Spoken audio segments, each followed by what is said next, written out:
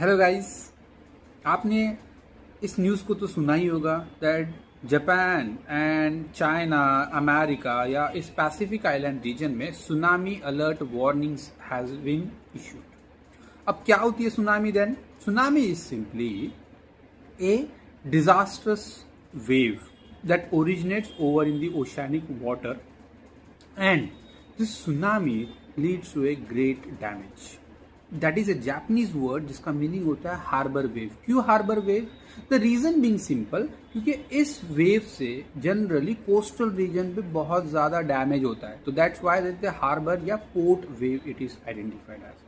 There you will find generally tsunami इसका major reason or cause of occurrence is like a earthquake. 80% tsunamis are due to occurrence of earthquake in the region.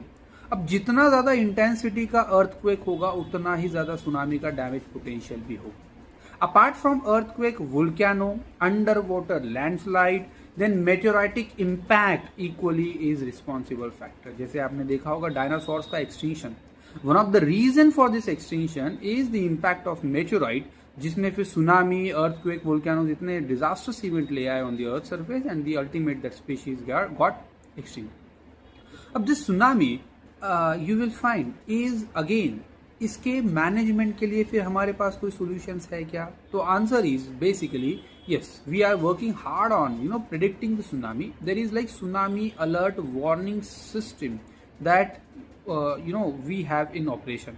So Indian Ocean alert tsunami alert warning system hai, Pacific Ocean alert warning systems hai, and all these warning systems are trying to trace the underwater seismic events over there in the different ocean, and by that you will find okay, this is what rather trying to make this particular prediction possible. I hope tsunami के लिए आपको कुछ नई information मिली होगी।